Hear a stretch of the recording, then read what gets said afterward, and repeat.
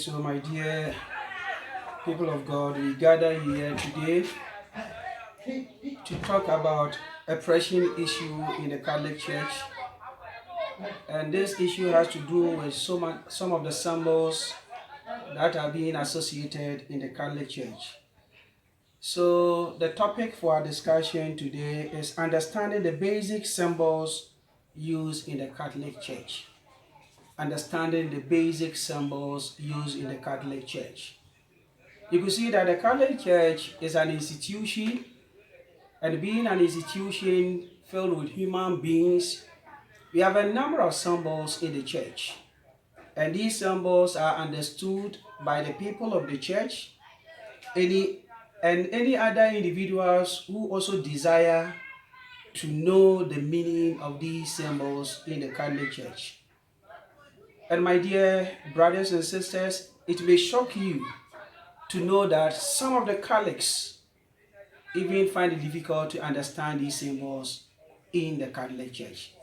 And that's the reason why today we gather to learn some of the symbols so that all of us will understand some of the symbols and we give meaning or explain it to others also who find it difficult to understand. A question somebody may ask is it necessary for Catholics to be using symbols in the church? So what are the relevance of symbols in the church? Can't we do without symbols and even worship God?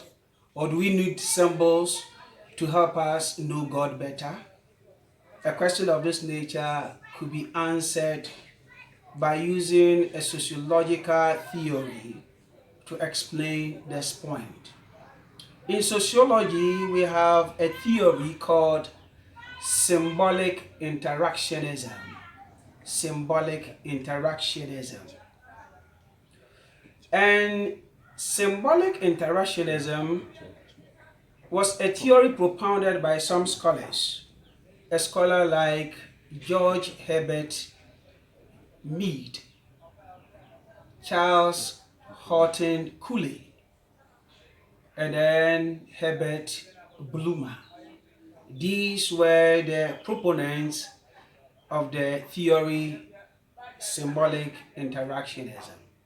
So what are the basic assumptions of this theory? The first assumption of this theory, the interactionists, they believe that human beings are social beings.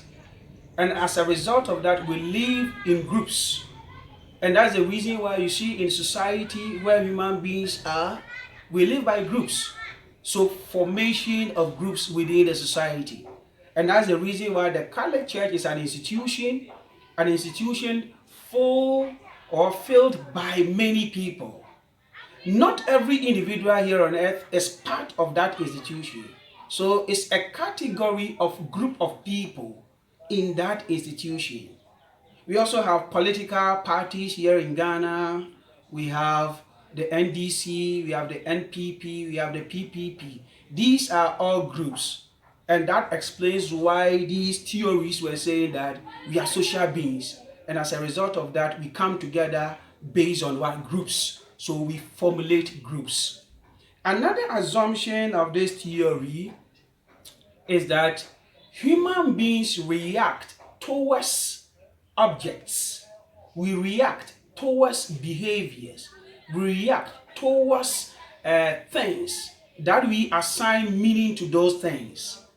So it's like the society is full of symbols. The society is full of objects. Human beings have behaviors. And our behaviors have meanings. And as I speak now, I could do this. And as I do this, it's a symbol and it's a behavior which has a meaning.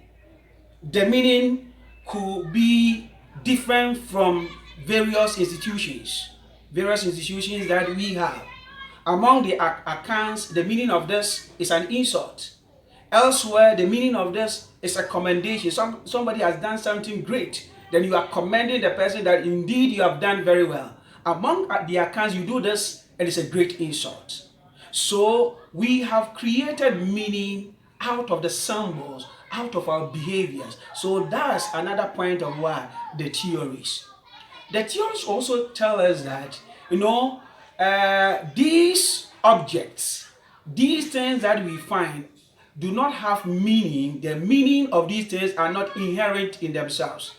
The meanings are socially constructed. So it is human beings that assign meanings to these things, as I've already said. This we have assigned a meaning to that. It could be an insult or a commendation. Then the theories will also look at the subjective meaning. The main emphasis and the main analysis on subjective meaning and not the objective meaning of things or object. So when we talk of subjective meaning of object, subjective meaning of things, we are looking at the meaning that has been created by individuals. And those meaning, there is a variation, unlike the objective fact. When we say that something is very objective, it's like when the thing is A here in Ghana, it's also A in America. That's an objective fact and it's so universal. But when we talk of a subjective point, the meaning associated or the meaning attributed to an object here in Ghana may be different in elsewhere. And that's the reason why many people will make a mistake by thinking that the Catholic Church is occultic because of the signs or many symbols that we use in the church, and those symbols are being found in occult places. Some people might think that, when you visit the occult, they are using candles. Candles are being found in the Catholic Church, and as a result of that, they think that the Catholic Church is also what is occult. No, that's not it. Yes, of course, candles are being used in the Catholic Church. Candles are also found in the occult places, but we ask ourselves, do they have the same meaning? So that's the subjective meaning that we are talking about. So the meaning of the usage of candle in the Catholic Church is totally different from the meaning of the usage of candles in the occult world. And that's the reason why we have a number of symbols in the Catholic Church. In the Catholic Church, we have this symbol. We have Chi/Rho. And this symbol is found, in the liturgical garment of the priests, in the chasubles, in the stoles, altar cloth, and even the lectern cloth. When you see a Chi with a Rho, it means Christos. That's the Greek word for Christos. So the first two letters of Christos in Greek is the Chi and then the Rho, a sign of Christ. So that's the meaning of Christ. So when you find a symbol of that nature in the liturgical garment in the Catholic Church, it stands for Christ. We also have some symbols like Alpha, then Omega. So in our garment, you could see a sign Alpha, you could see a sign Omega in our garment, which are also the first and the last alphabet of the Greek alphabet. So the first letter of the Greek alphabet is Alpha, and then the last letter of the Greek alphabet is Omega. So this could also be combined with Chi and Rho, meaning Jesus Christ, the beginning and the end. Jesus Christ, Alpha and Omega, the beginning and the end. We also have a combination of signs called Nika, and then Chi, and then the Rho.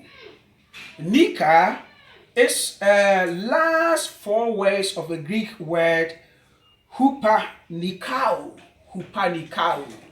And the hupanikao means conqueror. Conqueror. So the moment you see Nika being combined with Chi and Rho, it means Jesus Christ the conqueror. Jesus Christ the conqueror.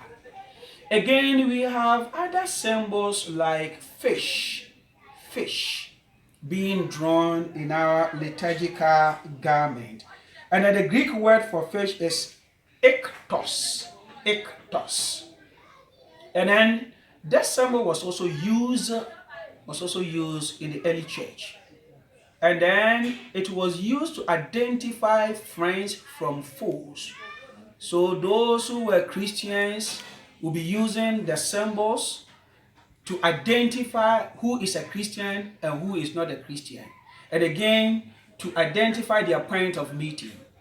So in the early Christian days, where the persecution was rampant and so prevalent, many Christians were being persecuted. Unlike our days that you could go elsewhere and proclaim the word of God scot-free, in those days you'll be killed. So they had their own signs, a way of even meeting and then assembling the people. In our time, they would toll the bell. The bell will call us together to go and worship. But in those days, if you want to know where the people of God have gathered, then there will be a sign, the sign of a fish. So where you see the head of the fish leading to is directing you to where the Christians have gathered. And then the Christians will be in a catacomb. So when you talk of a catacomb, that's an underground place where all the Christians will gather and then worship because of their enemies, so that the enemies wouldn't even have access in killing them. So the sign of fish means Christ faithful. This is the place where the Christ faithful could be found. So sign is also, and the fish is also a sign of what? Christ. Helping an individual who is a member of that society, who is a member of that institution, who is a member of that group, to know where the people have gathered, depending on where the direction of the head of the fish is. So my dear people of God, we have a number of signs, we have a number of symbols in the Catholic Church. And we need not to be afraid by using these symbols. All that we have to do is understanding them. As a result of these symbols, many people have attributed the church to be an occultic institution. That's not it. And that's a short explanation that you have given so far. So with the symbolic interactionists, we should always bear it in mind that human beings are socially beings. And so far as we are social beings, we come together in group. And so far as we come together in a group, we have symbols that we use, and we give meanings to those symbols. Meanings that is understood by the individuals within that society. I believe for now it will be okay, and then the appropriate time we may continue, and now we give more light to what has to be done. And I believe we are okay with what we have learned so far. Thank you very much for paying an attention to what we have learned today. So the topic was understanding the basic symbols in the Catholic